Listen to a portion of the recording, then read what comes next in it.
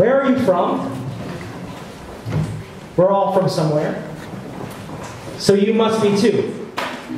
Or maybe something, or perhaps someone.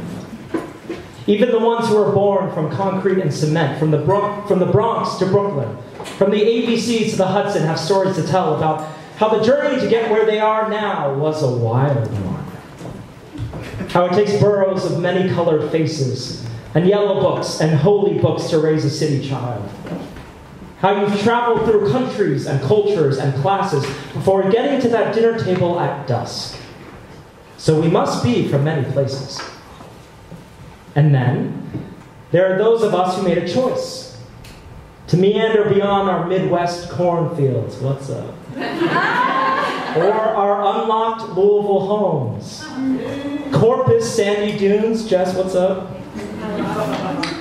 Divine California coasts, to squeeze into one of the most concentrated places in the world, a sort of island. In search of what? In search of a job, in search of momentum, in search of self, in search of personal divinity, in search of flight.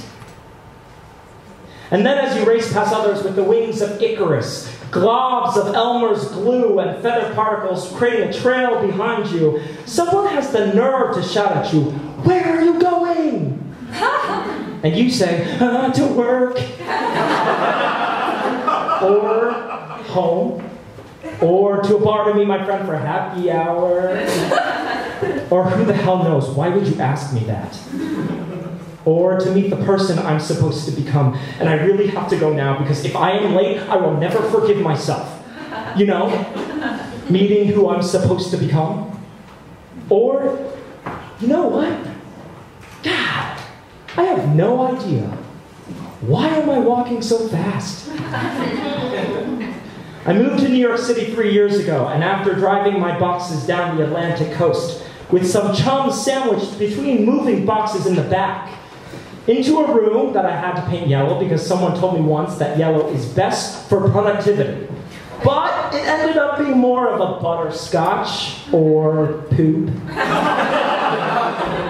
After I tacked up all the framed photos and postcards and mantras on the walls, after I looked for direction in emails and intentional eye contact and well-groomed conversations, after I pounded the pavement with the fury of a kid who wanted to be on Star Search just so he could for once speak at the dinner table. After all of that, I lost a friend. To illness, to the ether, to the stars. I stopped running down 14th Street with my heart ahead of me and my wings flailing for flight. I turned around, looked back at my trail of feather particles and debris, and just left. I flew to Texas to say adieu, farewell, until we meet again. But before I could do that, I made a pit stop around the corner at my family's. Because you see, I am kin to a bunch of Cambodian cowboys. My cousin, who was more like a terrorist older brother, who used to light firecrackers in my face, had his firstborn child days before I arrived. Evan Poe. This bundle of baby was put in my lap, and I looked at it with its smushed face looking at me. And I thought for a second that, first of all, he looked like me, with his sumo face and his flock of black hair.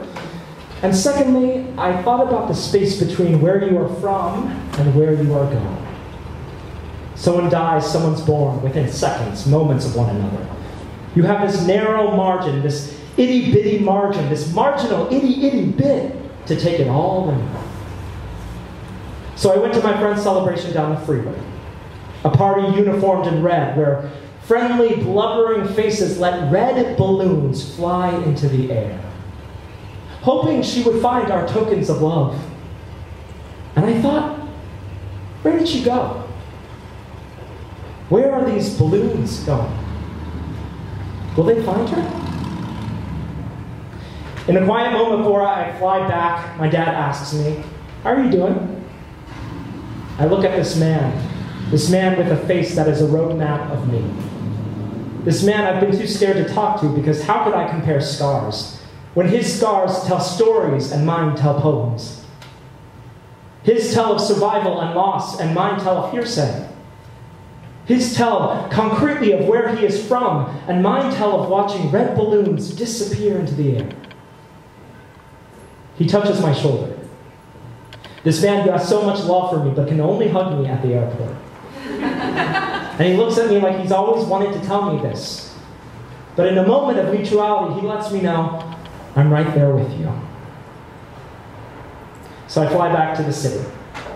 The city where you can actually feel and see the history, the extent of man's psychology, man's narcissism, man's belief in possibility. The city where groups of people just kept coming and multiplying.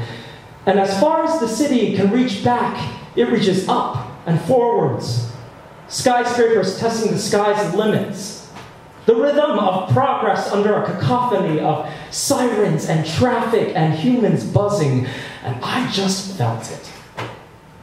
All of it. That space between a baby and a friend. Between life and death. Between the past and the present. Between where you are from and where you are going. So I thought about my father's voice. I'm right there with you. And I grabbed on tight to that red balloon and flew. What's up, what's up, what's up?